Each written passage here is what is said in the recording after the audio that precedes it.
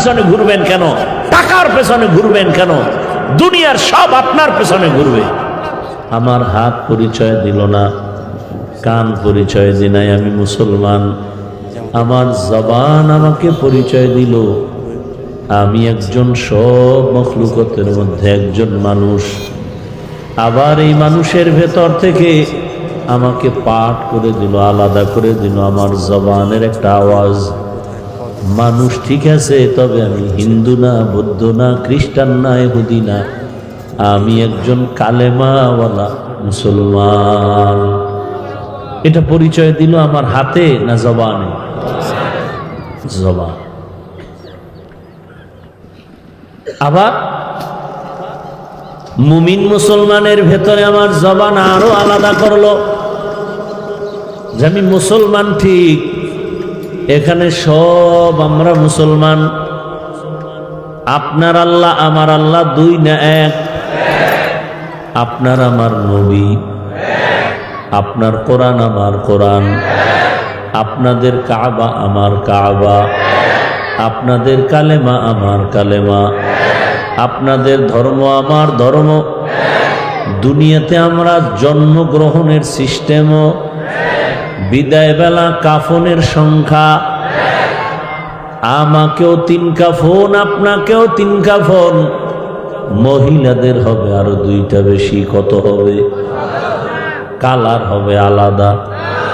কি কালার হবে? সবার জন্য না? আমাদের হুজুরদের কালার আলাদা। কে ধনী, কে গরিব, কে আলেম, কে মূর্খ, কোনো ভেদাভেদ নাই। কে শিক্ষক, কে ছাত্র, কে ইমাম, কে মুক্তাদি, কে টাকাওয়ালা, কে গরিব, কে রাজা, কে প্রজা, কে বক্তা, কে শ্রোতা, কোনো ভেদাভেদ নাই। কাফনের মধ্যে ঢুকার পরে সব বাহাদুরি বন্ধ হয়ে যাবে।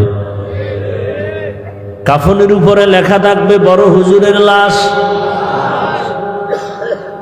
এমপি সাহেবের লাশ, টাকাওয়ালার লাশ। কে ধনী কে গরিব কাফনে লেখা নাই। কাফন পরার পরে সব বাহাদুর বন্ধ হয়ে যাবে।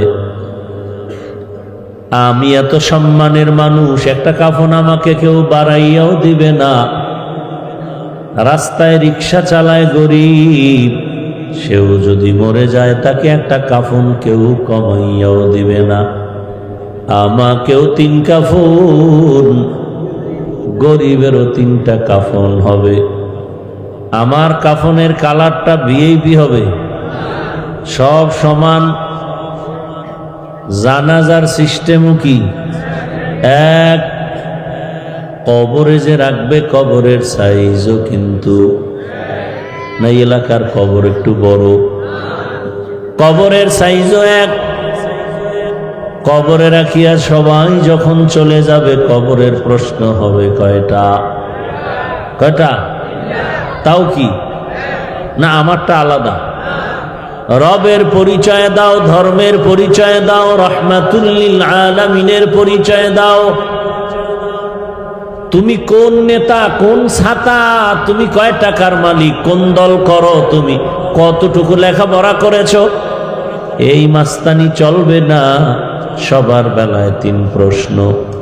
রহমতের নবী বলতেন এই 3 প্রশ্নের জবাব যে দিতে পারবে তার কবর হবে রাউজাতুম মির রিয়াজিল জান্নাহ, আর যারা দিতে পারবে না তার কবর হবে হুফরাতুম মিন হুফারিন নার।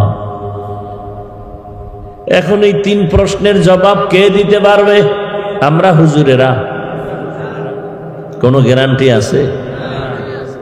যদি আমগো হুজুরদের গ্যারান্টি থাকতো তাহলে জান্নাতের টিকিট হাতে পাওয়ার পরেও আবু বকর সিদ্দিক সারা জীবন কান্না করতেন না। জান্নাতের টিকিট হাতে পাওয়ার পর ঈদের দিন সবাই আনন্দ করে, আর ওমরে ফারুক দরজায় তালা লাগায় কান্না করেন। সাহাবী আবু হুরায়রা রাদিয়াল্লাহু আনহু বলেন, খলিফাতুল মুসলিমিন ঈদের আনন্দ বাদ দিয়া কাঁদেন কেন? আজকের ঈদের আনন্দ। ওমরে ফারুক রাদিয়াল্লাহু আনহু বলে, আনন্দ তো ওই ব্যক্তি করবে যার মধ্যে কোনো পেরেশানি নাই। আপনার কিসের পেরেশানি? রমাজান চলে গেল, রোজা রাখলাম, কবুল হলো কিনা পেরেশানি। তারাবিহের নামাজ পড়লাম, কবুল হলো কিনা পেরেশান। জাহান্নামের আগুন থেকে নাজাত পেলাম কিনা পেরেশান। আবু হুরায়রা বলেন, খলিফাতুল মুসলিমিন আর 10 জন সাহাবা জমিনে জান্নাতের অগ্রিম সুসংবাদ পেয়েছেন, এর মধ্যে তো দ্বিতীয় আপনি। আপনার কেন এত পেরেশানি? ওমরে ফারুক বলেন, আমার মধ্যে ভয় যে আল্লাহ আমাকে জান্নাতের সুসংবাদ দিয়েছেন, আমার কোনো আমলে যদি আল্লাহ বেজার হয়ে যান, ওই জান্নাতের টিকিট আমার থেকে ক্যান্সেল হয়ে যেতে পারে। এর নাম তাকওয়া। এর নাম কি? তো আল্লাহ বলেন, জবানটারে কন্ট্রোল করো। জবান একদিকে বড় অস্ত্র, আর একদিকে জবান বড় নেয়ামত। আমাকে পার্থক্য করে দিল এই জবানের দ্বারা আমি একজন মানুষ, আবার আমাকে আলাদা করে দিল আমি একজন মুমিন। ওখান থেকে আমাকে আলাদা করে দিয়েছে আমি এই মুমিনদের মধ্যে একজন আলেম। আমি একজন আলেম। আলেম এই পরিচয়টা কি আমার হাতে দিছে? কিসের দ্বারা? জবান। আমি কেমন মানুষ, ভালো না খারাপ, আমার আখলাক কেমন, ব্যবহার কেমন, আমার জবান পরিচয় দেয়। এজন্য মানুষ, মুরব্বীরা প্রবাদ বলে, মানুষের মুখেই জয়, মুখেই ক্ষয়। এই জবান বড় অস্ত্র। হাদিসে পাকে রহমতের নবী বলেন, প্রতিদিন সকালবেলা হাত, চোখ, কান, অন্তর, পা জবানের অত্যাচার থেকে পানাহ চায়। চোখ বলে, আল্লাহ জবানের অত্যাচার থেকে আমাকে পানাহ দাও। হাত বলে, জবানের অত্যাচার থেকে আমাকে পানাহ দাও। জবানের অত্যাচার কি বলে? জবান আগে অন্যায় করে, এরপরে আঘাতটাই সে চোখে লাগে। জবানের একটা কথার অপরাধের কারণে হাতের উপরে আঘাত আসে, জবানের অন্যায়ের কারণে পায়ের উপরে আঘাত আসে, জীবনের উপরে আঘাত আসে একটা জবানের কথার মাধ্যমে। জবানের একটা কথায় আমাকে মুমিন বানায় দিল, আবার এই জবানের একটা কথা মানুষ বেঈমান হয়ে যায়। বলে আমি আল্লাহকে মানি, নবী মানি, তবে কোরআনের সব আয়াত মানি না। ঈমান আছে? জিহ্বার এক কথা, ঈমান শেষ। জবানের একটা কথার দ্বারা পরিচয় হয়ে গেল আমি মানুষ। জবানের পরিচয়, আমার পরিচয় হয়ে গেল আমি একজন ভালো নাকি খারাপ মানুষ। এই জবান দিয়ে আমি কালেমা পড়েছি, আমি মুমিন, আবার আল্লাহর বিরুদ্ধে কথা বলেছি, আমার ঈমান চলে গেল। অচেনা একটা মেয়েকে জবানের কথার দ্বারা যখন কবুল বলেছে, ইজাব কবুল হয়ে গেল, অপরিচিত মেয়েটা তার আপন হয়ে গেল স্ত্রী। অপরিচিত মেয়েটা আপনার স্ত্রী হয় কিসের কথায়? জবান। আবার এই জবান দিয়া যদি বলেন তালাক দিয়া দিলাম, জবানের এই কথার দ্বারা আপনার আপন স্ত্রী বিদায় হয়ে গেল। এই জবান বিচারক বিচারের চেয়ারে বসে যদি ফাঁসির আসামিকে বলে তোমাকে বেকসুর খালাস, ফুলের মালা গলায়, আবার এই জবানের কথা দিয়ে যদি নিরপরাধকে বলো রে হ্যান্ডকাপ লাগাও জেলখানায়, জবানের এত মূল্য। এই জবান যেদিকেই মারবে সেদিকেই কেটে যায়। এজন্য আল্লাহ বলেন জবানটারে কন্ট্রোল করে নেও, জবানটারে কন্ট্রোল করো, না হয় সামনে আগানোর কোনো পথ নাই।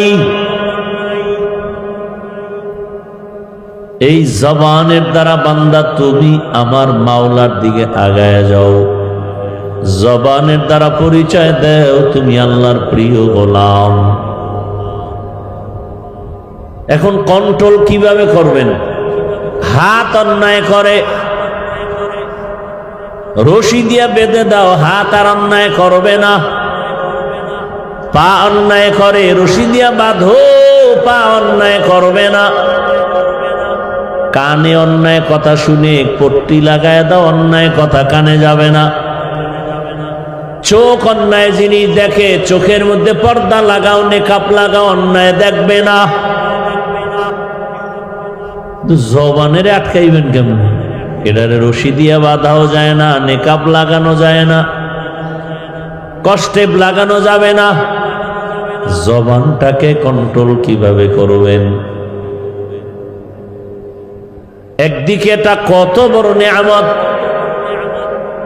কত মানুষ দুনিয়াতে আছে, খানাও খায় কিন্তু জবানে আওয়াজ নাই, কথা বন্ধ, আছে না? এদেরকে আমরা কি বলি? বোবা।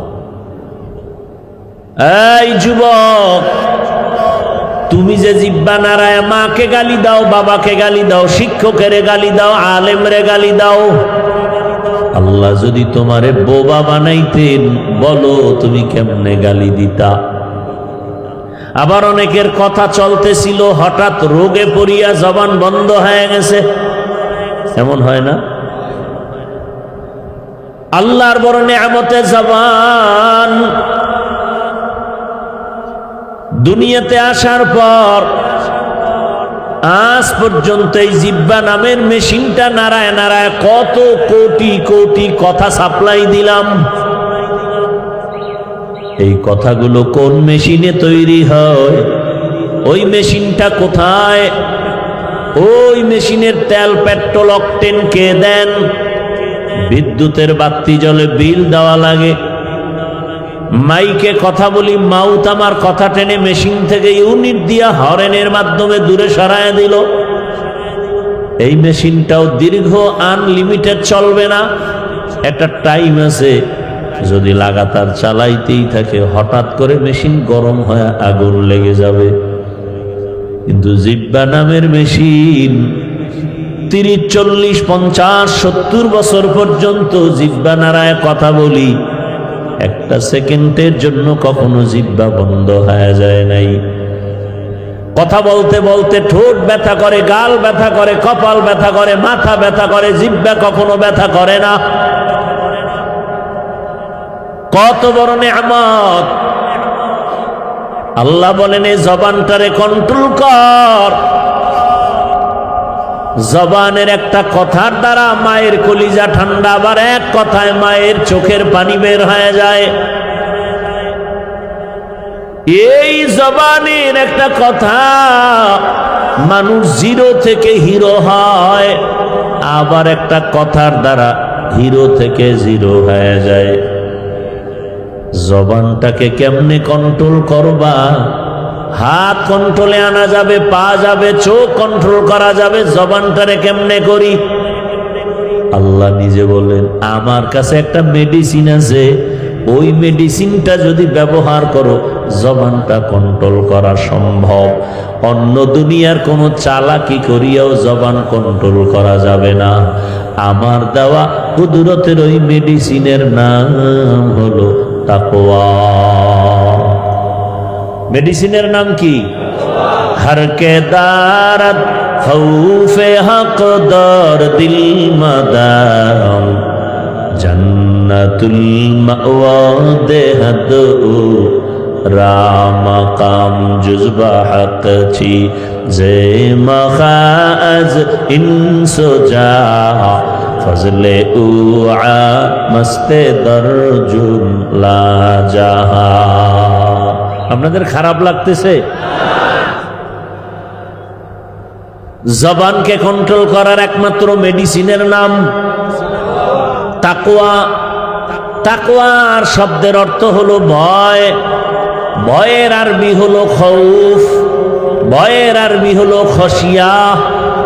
ইন্নামা ইয়াখশাল্লাহা মিন ইবাদিহিল উলামা।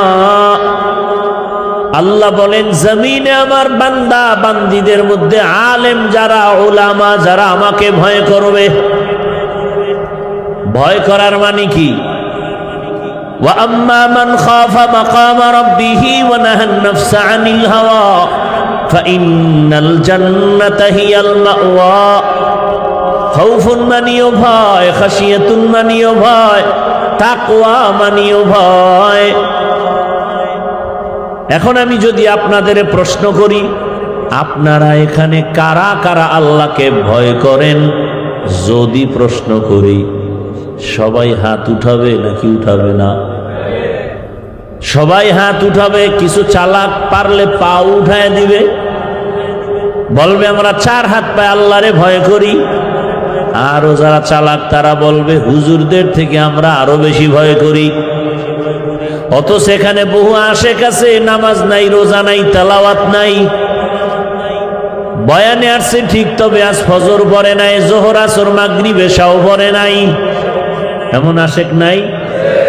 সেও বলে আমি আল্লাহকে ভয় করি, আর আমি 5 ওয়াক্ত নামাজ ঠিক রাখিয়াও বলি আল্লাহকে ভয় করি। আপনি দাড়ি না রেখে বলেন আল্লাহকে ভয় করি, আর আমি দাড়ি রেখে বলি আল্লাহকে ভয় করি। আপনি পর্দা লঙ্ঘন করে বলেন আল্লাহকে ভয় করি, আর আমি পর্দা রক্ষা করে বলি আল্লাহকে ভয় করি। আপনি হালাল না খেয়ে বলেন, হারাম খেয়ে বলেন আল্লাহকে ভয় করি, আর আমি হারাম থেকে দূরে থেকে হালাল খেয়ে বলি আল্লাহকে ভয় করি। বলেন 2 ভয় কি সমান? মূলত আপনি ভয় করেন না। বলে তাহলে ভয় যে করি তার প্রমাণটা কি? উদাহরণত বলি, প্রত্যেক সন্তান তার মা বাবাকে ভয় করে। প্রমাণ কি? বলে মা বাবার চোখের সামনে সন্তান অন্যায় করে না কেন? বলে শাস্তির ভয়। ছাত্র শিক্ষকের ভয় করে, বলে প্রমাণ, বলে শিক্ষকের সামনে ছাত্র অন্যায় করে না কেন? শাস্তির ভয়। আল্লাহর জাতির কসম, এই জমিনে যদি কোনো বান্দা আমার আল্লাহকে আসলেই ভয় করেন, তাহলে গলায় ছুরি লাগাবে, দাড়ির মধ্যে অস্ত্র লাগাবে না। तुको जाओ सुन्नते अहमद को जा बा मोहम्मद कैबुअद निस्बतुरा मन अहब्बा सुन्नती कौले रसूल मजदाए काना माई हम कुन कबूल। भाईरा आमार, জবান কন্ট্রোল করার জন্য যে মেডিসিন তার নাম তাকওয়া। তাকওয়ার মূল কথা বেশি বেশি নামাজ পড়ো কয় না, বেশি বেশি জিকির করো এর নাম তাকওয়া বলে না, বেশি বেশি তেলাওয়াত করার নাম তাকওয়া না। তাকওয়ার মূল কথা হলো আল ইহতিরাজ আনিল মাসিয়া, আল্লাহকে ভয় করে চলার নাম তাকওয়া। আল্লাহকে ভয় করার মূল বিষয় হলো গুনাহ থেকে নিজেকে বাঁচায় রাখো। তাহলে বেশি বেশি নেক আমল করার নাম তাকওয়া না, গুনাহ থেকে বেঁচে থাকার নাম তাকওয়া। বেশি বেশি নামাজ পড়ার নাম তাকওয়া। আমাদের সমাজে বহু নামাজি আছে, তাহাজ্জুদও পড়ি, ইশরাক আউয়াবিনও পড়ে, আবার হারাম পথেও চলে, মিথ্যাও বলে, গালিও দেয়, গীবত করে, সুদের টাকায় ব্যবসাও করে। আছে না নেই? এজন্য আমি মাঝে মাঝে বলি, ও পীর সাহেবের মুরিদ বাবা, ও তাবলিগওয়ালা বাবা, ও হাজি সাহেব, তোমার ইমানের পার্সেন্ট কত? বলে মাইয়া পোলা বিবাহ দেওয়ার সময় টের পাওয়া যায় কার ইমানের হালাত কেমন। আল্লাহ হেদায়াত দান করুন। আল্লাহকে ভয় করার নাম গুনাহ থেকে নিজেকে বাঁচায় রাখো। এজন্য আমি এভাবে বলি, ও যুবক, তিনটা কথা জীবনের আপন বানায় নাও। জীবনে নেক আমল করতে পারি বা না পারি, গুনাহ করব না। জীবনে কারো উপকার করতে পারি বা না পারি, কারো ক্ষতি করব না।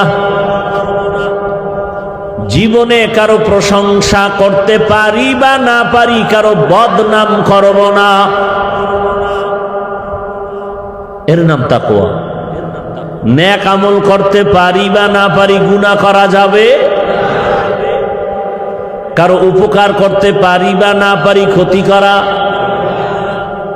নবী বলেন খায়রুন নাস মান ইয়ানফাউন নাস, জমিনের মধ্যে সবথেকে ভালো মানুষ ওই ব্যক্তি যার দ্বারা মানুষের উপকার হয়, ক্ষতি হয় না।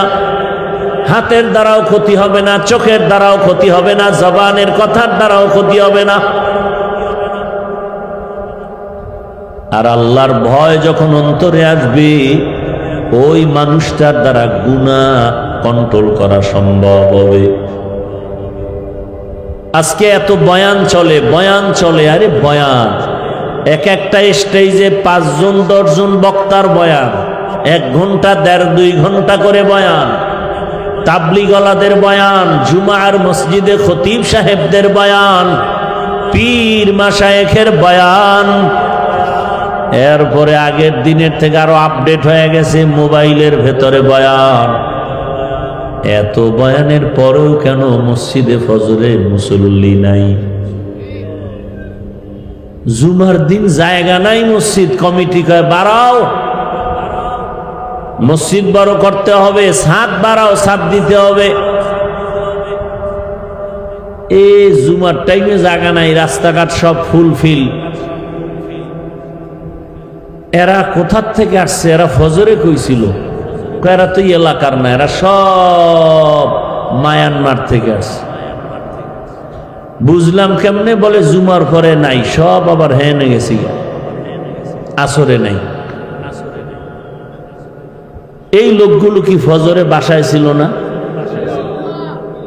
জুমায় আইসা ধাক্কা ধাক্কি, কে কার আগে যায় সামনে বসবে।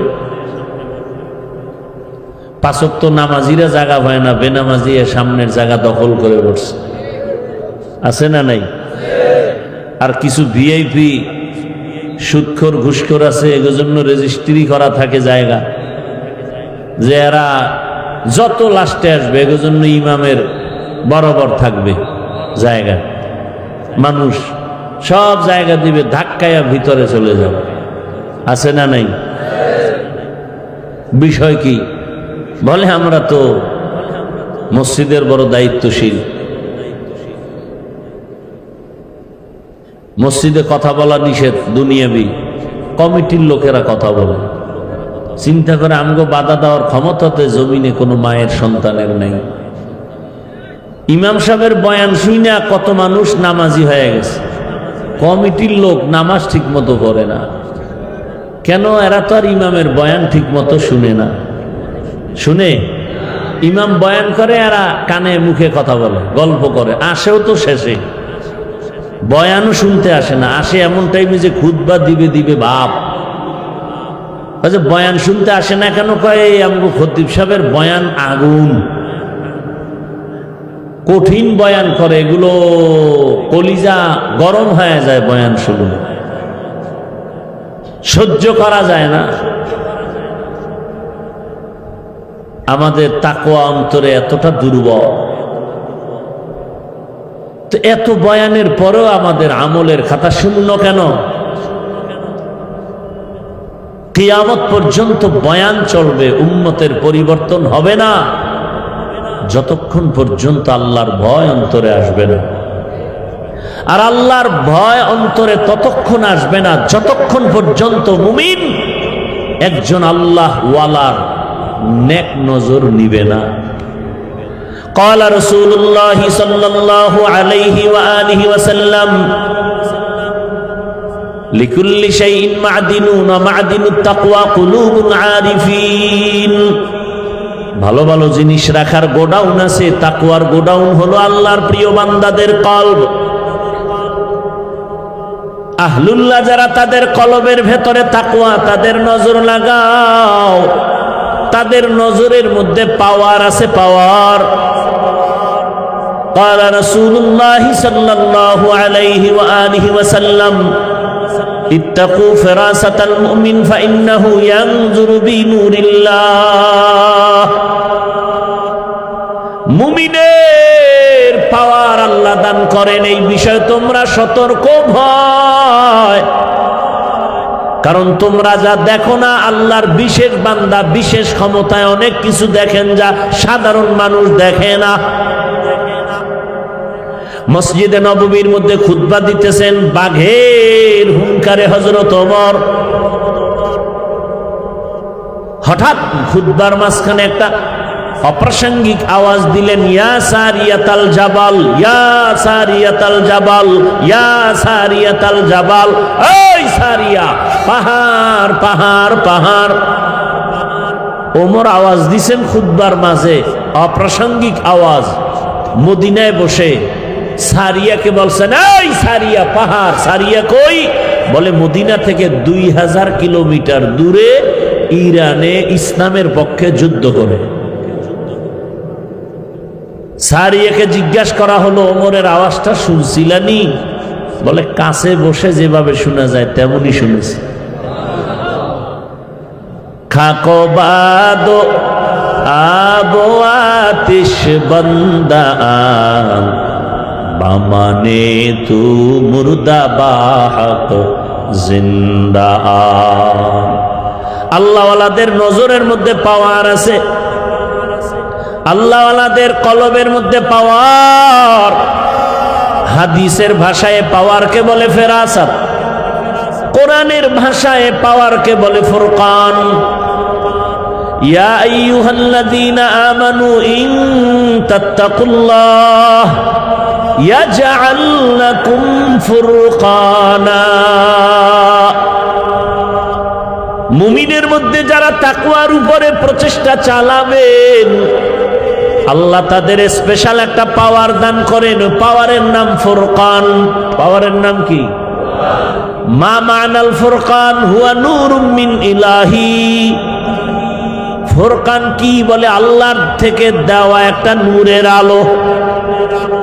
বলে সেটা দিয়া কি করে? বলে মা ফুররিকা বিহি বাইনাল হাক্কি ওয়াল বাতিল। আল্লাহর দেওয়া নূরের আলো দিয়া বান্দা নির্ণয় করে কোনটা হক কোনটা বাতিল।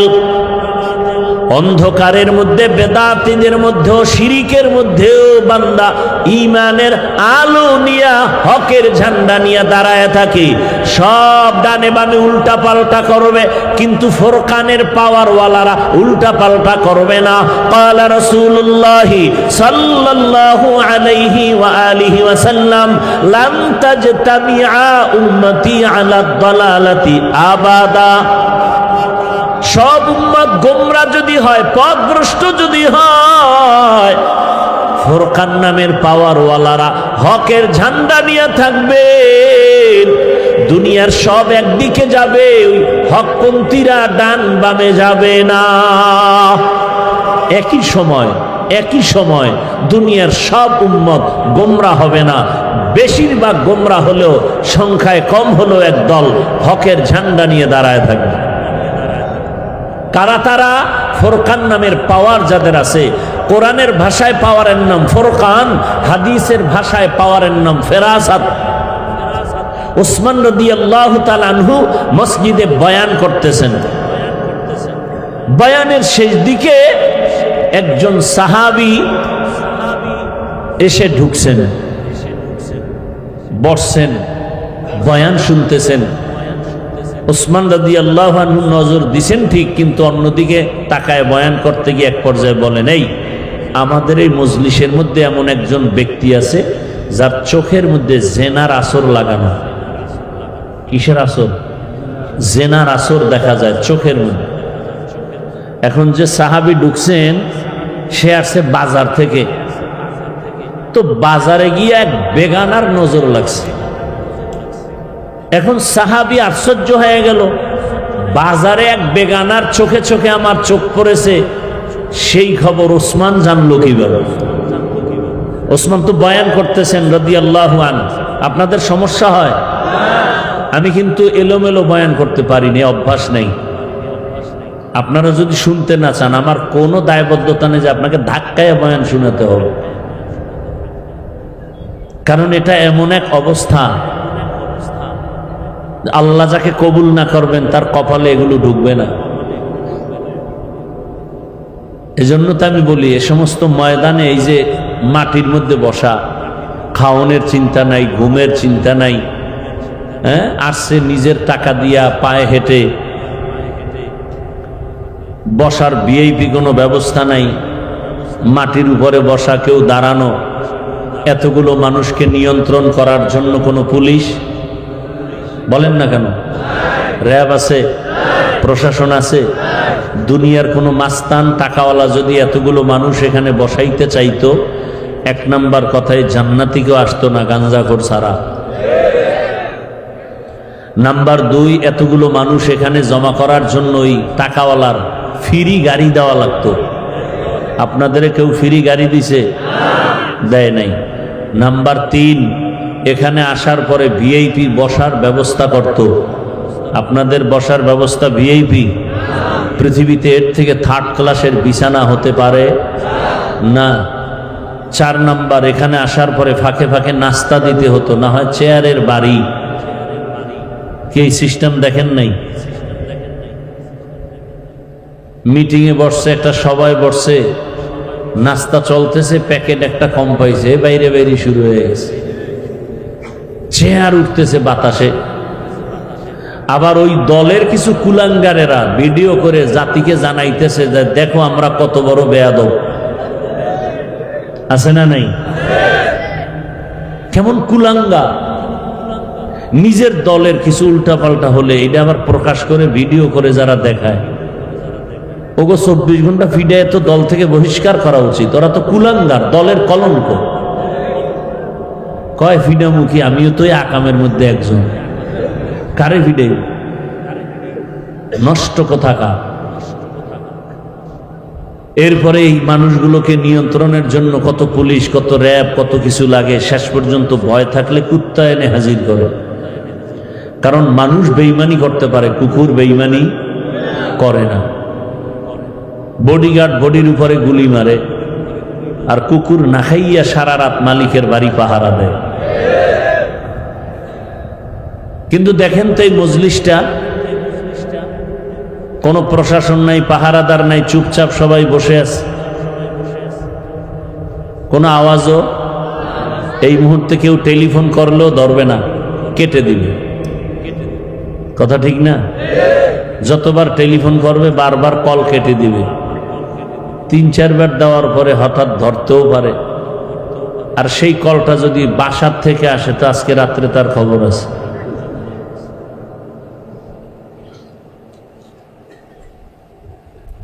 এবার আল্লাহ বিবেক দিছে মানুষকে, কোনো পশুকে দেন নাই। চিন্তা করেন তো, এতগুলো মানুষ চুপচাপ বসা, খানার পেরেশানি নাই, ঘুমের পেরেশানি নাই, চিল্লাচিল্লি নাই, প্রশাসন নাই নিয়ন্ত্রণের জন্য, সুশৃঙ্খলভাবেই বসে আছেন, দাঁড়ানো আছেন, যে যেখানে আছেন। এটা কিভাবে সম্ভব? একমাত্র ইসলাম মানলেই সম্ভব। এজন্য আমি বলি যুবকদেরকে, সব জায়গায় বলতেছি, তোমরা 200 টাকা ব্যয় করে একটা ব্যানার বানাও, 2 ফিট 3 ফিটের ব্যানার বানাইয়া রাস্তার মোড়ে মোড়ে টানাও, আর স্লোগান লেখো, একমাত্র শান্তির ঠিকানার নাম ইসলাম। আল্লাহর জাতের কসম, এ জমিনে যতদিন পর্যন্ত ইসলাম কায়েম হবে না, ততদিন পর্যন্ত চাপাবাজদের আওয়াজ শুনবা, কপালে শান্তি দেখা যাবে না। আল্লাহ কোনো সন্দেহ করবা না, সন্দেহ করবা না বিদায় কসম করেছি, আল্লাহর জাতের কসম। ইসলাম ছাড়া জমিনে কোনোদিন শান্তি আসবে না, শুধু চাপাবাজি চলবে, শান্তি কেউ দিতে পারবে না। শান্তির ঠিকানার নাম কি? ইসলাম। ইসলাম যতদিন পর্যন্ত কায়েম হবে না, ততদিন পর্যন্ত জমিনে শান্তি আসবে না। আপনারা স্বাধীন করছেন জুলাইয়ের স্বাধীন, দ্বিতীয়বারের মতো স্বাধীন, ভাবতেছেন খুব সফল স্বাধীন। আপনাদের এই স্বাধীনতা সফল হলে এখনো কেন স্ত্রী স্বামীর সামনে ধর্ষিতা হয়? এখন আর জবানে আওয়াজ নেই? স্বাধীন যদি সফল হয়ে থাকে, বাবার সামনে মেয়েকে ধর্ষণ করা হয় কেন বলো? স্বাধীন যদি সফল হয়ে থাকে, ব্যবসায়ী কেন নিরাপত্তা পায় না? কেন এখনো চান্দাবাজি আর ধান্দাবাজি চলে? কেন পানির মধ্যে লাশ দেখা যায়? কেন এখনো মানুষ নিরাপত্তাহীনতায় ভুগে? কেন আমার বোনেরা নিরাপত্তা পায় না? কেন শ্রমিকরা এখনো বেতনের জন্য রাস্তা আন্দোলন করবে? কেন কাদিয়ানীদেরকে অমুসলিম ঘোষণার জন্য আলেম ওলামা ময়দানে আসতে হবে? যারা সংসদে কাদিয়ানীদেরকে আইন পাশ করে, নেতারে গালি দিলে আইন পাশ হয়, রসুলকে গালি দিলে তার বিরুদ্ধে আইন পাশ হবে না, এই প্রতিশ্রুতি যারা দিতে পারে না, এদেরকে সংসদে পাঠানো যাবে না। যারা ওয়াদা দিবে মাথায় কোরআন লইয়া যে আমরা অবশ্যই আল্লাহ যদি আমাদের চেয়ারে বসান, অবশ্যই প্রথম কাজ কাদিয়ানীদেরকে অমুসলিম ঘোষণা করব। তাহলে স্বাধীন কি করলেন? স্বাধীনের পরে ওখানে আন্দোলন চলে, শিক্ষকরা আন্দোলন করে, গানের শিক্ষক দেওয়া হবে, হুজুরের আন্দোলন করার পরে থামছে। এখনো আন্দোলন হবে কেন? বোঝা গেল স্বাধীন সফল হয়নি। এজন্য আর একবার স্বাধীন করতে হবে, প্রস্তুতি নিতে থাকো, এবং সেই স্বাধীন হবে চূড়ান্ত সফলতার স্বাধীন, আর সে স্বাধীন হবে একমাত্র ইসলামের স্বাধীন। অপেক্ষায় থাকো। আজকে কপাল আমাদের খারাপ। সাধারণ মানুষ কি বলে জানেন? গ্রাম এলাকার খেটে খাওয়া মানুষ বলে, হুজুর দুনিয়ায় সব কিছু দেখা শেষ, এবার আপনারা এক হয়ে আসেন, আপনাদের দেখতে চাই। কিন্তু আমাদের কপালে বদনজর লাগছে, হুজুরেরা এক হতে পারবে না। হুজুরেরা এক না হওয়ার উপরে ঐক্যমত হয়েছে যে এক হওয়া যাবে না, আর এর পিছনে বহু টাকা বিলানো হচ্ছে। বেঈমান ইসলামের দুশ্মনেরা চাইতেছে হুজুরেরা যেন এক না হয়। কেন? আজ যদি আমার দেশের শীর্ষ উলামায়ে কেরাম হাতে হাত রেখে ময়দানে একসাথে আসেন, আগামী মাস থেকে দেশ চালাবে উলামায়ে কেরাম। উলামায়ে কেরাম এক ময়দানে আসলে কোন মায়ের সন্তানের ক্ষমতা হবে না আলেমদের চোখের দিয়ে তাকিয়ে কথা বলবে। এজন্য সব বেঈমান নাস্তিক মুনাফিকেরা এক হয়ে গেছে। আলেমরে একসাথে করা যাবে না, তাতে পিছনে কোটি টাকা ঢালা লাগলে ঢালার ব্যবস্থা করো। হুজুরেরা যেন এক হতে না পারে। আমাদের কপাল খারাপ, আর আপনারাও এখানে বসে তাল দেন। কেউ আমারে ভালোবাসতে গিয়ে আরশে আজিমে উঠান, আর আমার বিপক্ষে আপনার মনের উল্টা হলে তারে জাহান্নামের তলদেশে নিয়ে যান ফেসবুকের দ্বারা। আপনিও কি আকাম কম করেননি যে আলেমরা এক না হওয়ার পেছনে? আপনারও তো বহু আকাম চলে। আপনার মতো এই বেয়াদবি করার দুঃসাহস আপনাকে কে দিছে? আলেমের বিরুদ্ধে লেখা কে দিয়েছে আপনাকে? আর লেখার দ্বারা ক্ষতি আপনার হচ্ছে, আলেমের কি হচ্ছে? আল্লাহ উলামায়ে কেরামদেরকে এক হওয়ার তৌফিক দান করেন। যদি এক না হয় এখনো সুযোগ আছে, যদি না হয় তো কপালে বহু ফিডে আছে, রেডি থাকেন। আল্লাহ হেদায়াত দান করুন। দুনিয়ার রাষ্ট্রীয়ভাবে কত রাষ্ট্র কাদিয়ানীদেরকে অমুসলিম ঘোষণা করলো, আর আমার দেশটার মধ্যে এত মাওলানা, এত মুফতি, এত মাদ্রাসা, এত মসজিদ, এত তাবলিগ, এত পীর মাশায়েখ, এত মুসলমান, এই দাবিটা আদায় করা যাচ্ছে না শুধু নেফাকি অন্তরওয়ালাদের কারণে। আল্লাহ হেদায়াত দান করুন। রাগ করতেছেন না? এটা কি রাজনীতির প্যান্ডেল? তো রাজনীতির নেতারা কেন বক্তব্য দেয়? ও, আপনার বেলায় কুরু কুরু, আমরা করলে মাকরু। হ্যাঁ, আমরা কোরআনের আইনে রাষ্ট্রের কথা বলবো, 20টা বছর মাদ্রাসায় ডাউলের পানি আটার রুটি খাইয়া জীবন শেষ করে পড়লাম কোরআন হাদিস, দিন রাত অল টাইম কোরআন হাদিস, কোরআন হাদিস, কোরআন হাদিস। কয়টা আয়াত আছে, কয়টা জের আছে, কয়টা জবর আছে, কয়টা নক্তা আছে, কয়টা অক্ষর আছে, কয়টা শব্দ আছে, কয়টা বাক্য আছে, নামাজের আয়াত আছে কয়টা, রোজার আয়াত আছে কয়টা, বিধানের আয়াত আছে কতগুলো, কোন আয়াতের দ্বারা কি ফতোয়া আসছে, কি মাসআলা আসছে, পড়তে পড়তে পড়তে পড়তে পড়তে জীবন শেষ। আর সুদখোরের মতো বেয়াদব ঈশা যদি বলে বয়ানটা এমন করেন, ওর কানের পর্দাটা গরম করে দেওয়া উচিত। সমস্যাটা কোথায়? শিয়ালের হাতে মুরগি আমানত। কার কাছে? শিয়ালের কাছে মুরগি রাখলে কয়দিন আমানত থাকবে?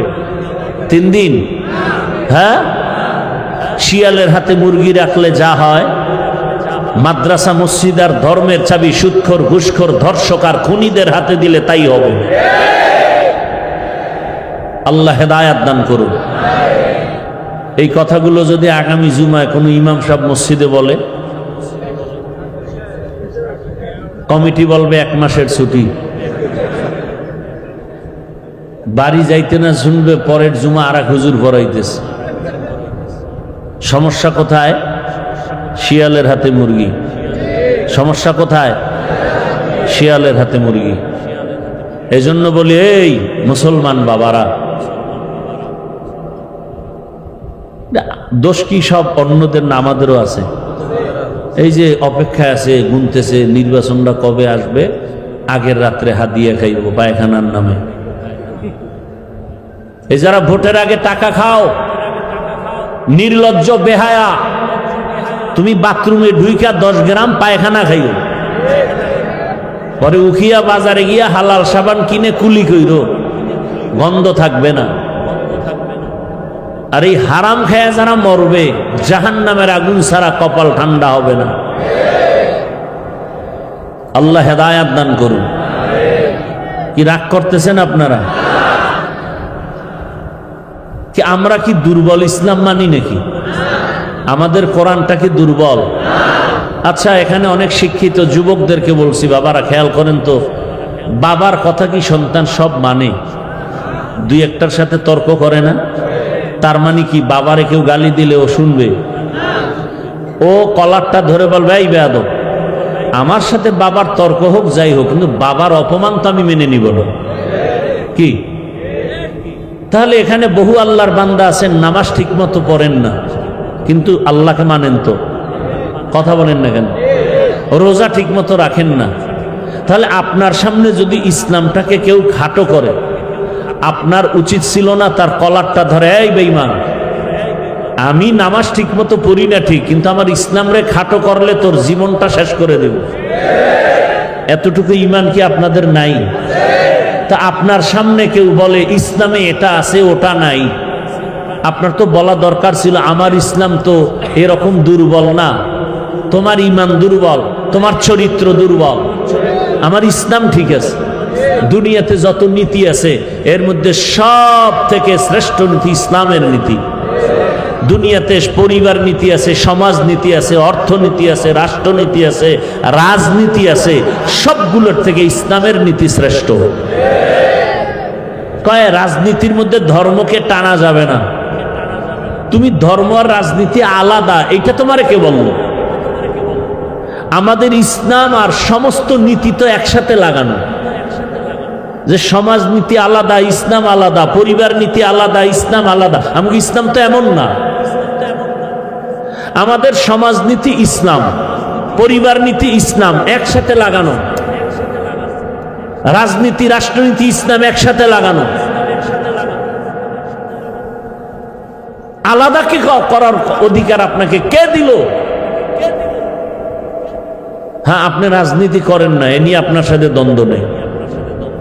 নামাজ পড়েন না, দ্বন্দ্ব নাই, কিন্তু যদি বলেন আমি নামাজ পছন্দ করি না, তা আপনাকে ছাড় নাই।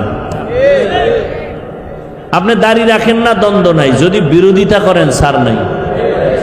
আপনি পর্দা করেন না, দ্বন্দ্ব নাই, আপনাকে বুঝাবো, কিন্তু বিরোধিতা করলে কোনো ছাড় নাই। ব্যবধান আছে না নাই? যে নামাজ পড়ে না সে মুমিন, মনে আগ্রহ আছে পড়বে, কিন্তু যে পছন্দ করে না সে বেঈমান। ব্যবধান আছে না নাই? যে পর্দা করে না সে মুমিন, কিন্তু যে পর্দা পছন্দ করে না সে বেঈমান। যে ইসলামের রাজনীতি করে না সে মুমিন, কিন্তু যে বিরোধিতা করবে সে বেঈমান। আল্লাহ বুঝার তৌফিক দান করে। আমি কি কোরআন ও হাদিসের বাইরে বলছি কিছু? আমি কোন দলের ব্যানারে আছি এখানে? আমার জীবনের মূল ইসলাম। আমি ইসলামকে মূল জায়গায় রেখে কথা বলতেছি। সহজ কথা।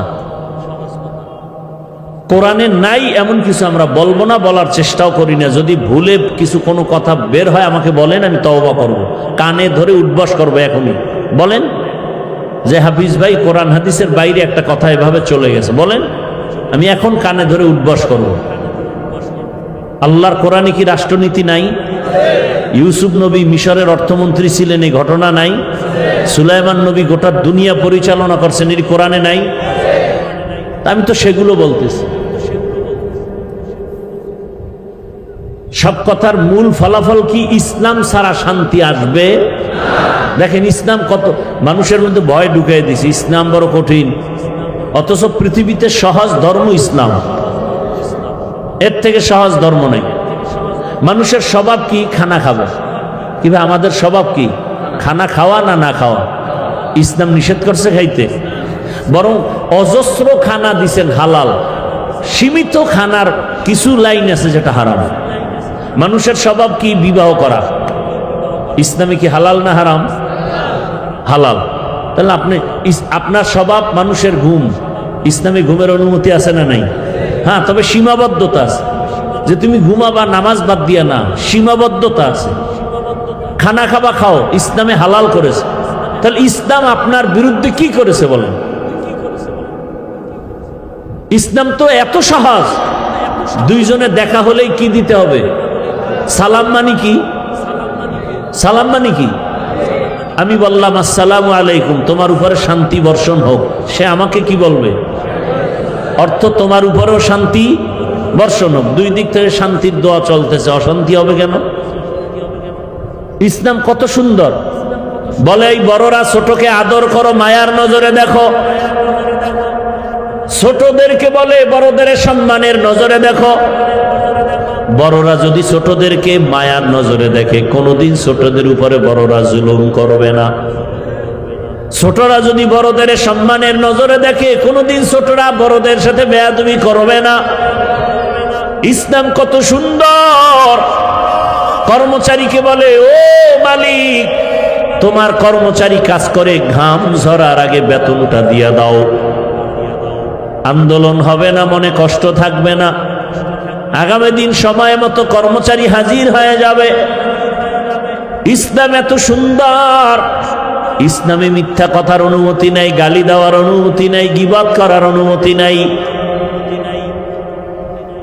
একজন বিধর্মী আসলেও ইসলাম বলে তাকে সম্মানের সাথে এক গ্লাস পানি পান করায় দাও। ইসলাম বলে খারাপ আচরণ করবা না।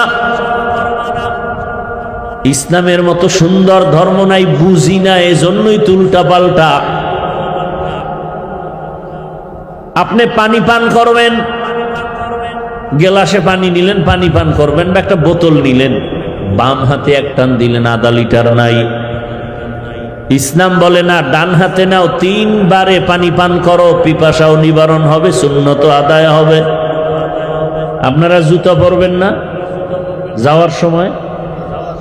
আমিও জুতা পরব। আপনি তো জুতা পরে দৌড় দিবেন, ডান বাম নাই।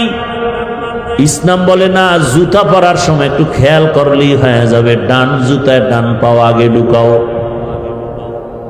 বাম পায়ে বাম জুতাটা পরে নাও। 2 পায়ে যখন জুতা ঢুকলো, এরপরে যখন তুমি কদমটা দিবা, ডান কদম আগে দাও। এটা কষ্ট। আপনি বাথরুমে যাবেন, আমিও যাব, ইসলাম বলে বাম পা দিয়া ঢুকো, আর আপনার তো ডান বাম নাই, নিম্ন চাপ শুরু হয়ে গেছে। এমন জোরে দৌড় দিছে, গিয়া ঠাস করে ফিরা মাথা বাইটে গেছে। ও ডান ভাও নাই, বাম ভাও নাই, দোনো ভাও দিয়ে লাভ দিছে। বাম পা দিয়া বাথরুমে ঢুকেন, খালি মাথায় ঢুকবেন না, খালি পায়ে যাবেন না, সুন্নাত আদায় হয়ে গেল। তাহলে ইসলাম কঠিন কোথায়? খানা খাইতে বসবেন, ইসলাম বলে দোনো হাতের কবজাটা ধুইয়া খাইতে বসো, পরিষ্কার পরিচ্ছন্ন। পবিত্র একটা কাপড় বিছায় নাও নিচে, খানা পড়ে গেলে উঠায় খাবা। ইসলাম বলে তোমার খানার যে জুটা কাটা থাকে তা পানিতে ফেলবা না, কারণ তোমার মুখের জুটাটাও পাক। এটা নিরাপদ জায়গায় ফেলো, জিনেরা খাবে, কুকুর খাবে, বিড়ালে খাবে। তোমার মুখের জুটাও পাক, আর আপনারা কাটা জুটা পানির মধ্যে ফেলে দেন। ওটা না ফেললেই তো একটা সুন্নাত আদায় হয়ে গেল। আল্লাহ হেদায়েত দান করুন। ইসলামটাকে কঠিন কে বলছে? শীতের দিনে মসজিদে নামাজে যাবে না, আরামই লাগে বাহিরের থেকে। গরমের দিনে মসজিদে যাবেন, এসি লাগানো আছে, বাহির থেকে সেখানে শান্তি, ধুলা বালু নাই। 5 বার উজু বানাবেন, শরীরটা ফ্রেশ, তাজা তাজা লাগবে। আর যারা নামাজ পড়ে না, প্রস্রাব করে পানি লয় না, পাশে দাঁড়ানো যায় না, টানে বিড়ি খায়, গাঞ্জা, এদের চেহারাটাও ভাল্লুক, চুলগুলো উল্লুকের মতো, পোশাকের গন্ধ। কেউ ধৈর্য বলে কয় না মসজিদে যাব না, আমার পোশাক ঠিক নেই, বেহায়ার মতো বলে ফেললো আমার পোশাক ঠিক। তো একজন হুজুরে ধৈর্যই ফেলায়, ঠিক না থাকলে এলুয়ে নামাজ পড়া হবে, কারণ আমার শরীর ঠিক নেই। কয় শরীর যেরম আছে এরমই হইব। পরে দেখা যায় বাঁচার উপায় নেই, আমার মনই ঠিক নেই। জবানটাকে কন্ট্রোল করো। জবানকে কন্ট্রোল করার একমাত্র মেডিসিনের নাম তাকওয়া। ওই তাকওয়ার মেডিসিন দিয়া জবানটাকে কন্ট্রোল করো। তাকওয়ার মূল স্লোগান হলো বেশি বেশি আমল করা, না গুনাহ থেকে বাঁচা, গুনাহ থেকে বাঁচা। এরে আমার যুবক বাবা, ও পর্দার আড়ালের মা, ভালো করে বুঝেন। রাষ্ট্র ক্ষমতায় আছেন হযরত আবু বকর।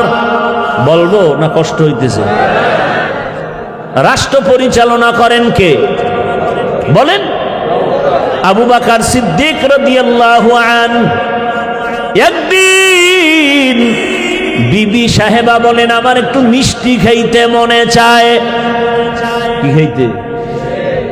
রাষ্ট্র চালায় কে? আবু বকর। স্ত্রী আবদার করছে, এখানে আর কোনো কথা চলে না, থাকলে দাঁড় করে দেবে। কিন্তু তাকওয়ার বয়ান শুনেন। আবু বকর বলতেছেন, বিবি মাফ করে দাও, তোমাকে মিষ্টি খাওয়ানোর মতো টাকা আমার কাছে নাই। এ পর্দার আড়ালের আম্মা জানেরা, ও যুবক বাবারা, ও বৃদ্ধ বাবাজি, তাকওয়া কাকে বলে? বিবি চুপ হয়ে গেলেন।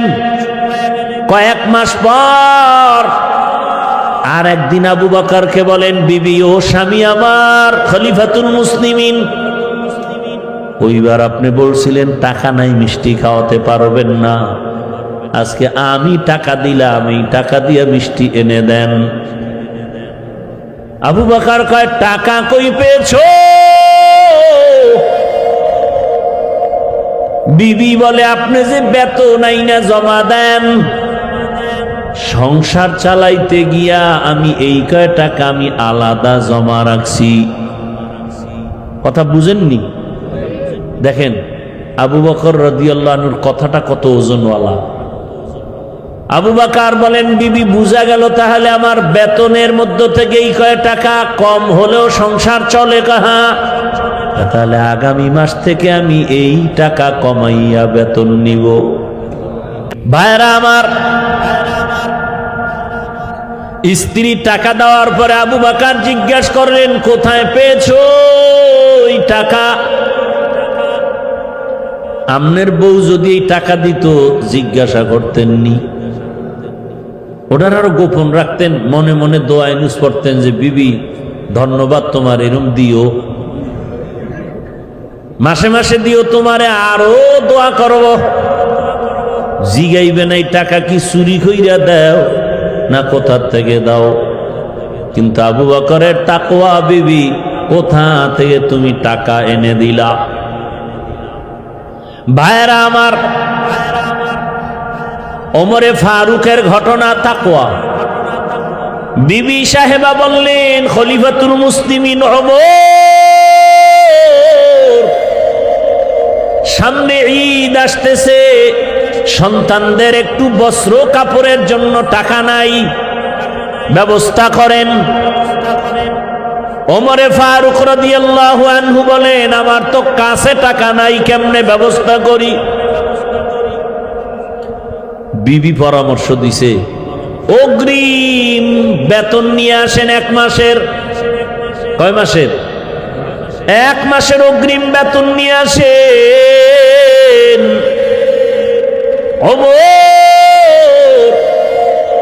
অর্থ মন্ত্রণালয়ের দায়িত্বে যে আছেন তাকে চিঠি লেখলেন, আমাকে আগামী মাসের অগ্রিম 1 মাসের বেতন দিয়া দাও। চিঠিটা যখন বাহক নিয়ে অর্থ মন্ত্রণালয়ের দায়িত্ব জিম্মাদারের কাছে দিল, চিঠিটা পাইয়া চোখের পানি ছাড়লেন। সাইরা টাকা দিবে দূরের কথা, তিনি আর একটা চিঠি লেখলেন। চিঠি লেখা বলে, খলিফাতুল মুসলিমিনের কাছে এই চিঠি দিয়ে আসো। ওমরে ফারুক রাদিয়াল্লাহু তাআলা আনহুর কাছে যখন আবার উল্টা চিঠি আসলো, তাকায়া ওমর চোখের পানি ছেড়ে কান্না করেন।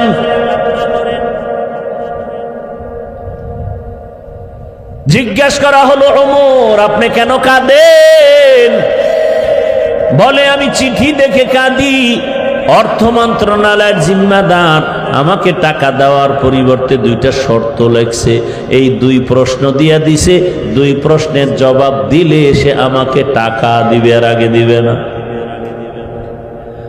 1 নম্বরে শর্ত দিছে, খলিফাতুল মুসলিমিন আপনি যে 1 মাসের অগ্রিম বেতন চাইলেন, আপনি যে আগামী মাস পর্যন্ত ক্ষমতার চেয়ারে থাকবেন তার গ্যারান্টি কি? গ্যারান্টি আছে? যদি এমন হয়ে যায় যে আপনার চেয়ার জোহরের নামাজের আগে ছেড়ে চলে যেতে হবে, হতে পারে না? পারে না? ওমরে ফারুক আপনি যে আগামী মাস ক্ষমতার চেয়ারে থাকবেন, কি গ্যারান্টি বলেন? 2 নম্বর প্রশ্ন, খলিফাতুল মুসলিমিন আপনি বেঁচে থাকবেন, হায়াত আর কয়দিন বাকি আছে তাও বলেন। ওমর চোখের পানি ছেড়ে কাঁদলেন, আমার চেয়ারে বসে থাকার গ্যারান্টিও নাই, হায়াতের গ্যারান্টি নাই। এর নাম তাকওয়া, এর নাম ইনসাফ। আর এখন তো গরিব বড় লোকের আছে, আরো চায়, গরিবের নাই, তাও মেরে খায়। আল্লাহর ভয় যতদিন আসবে না ততদিন পর্যন্ত জমিনে শান্তি আসবে না রে বাবা।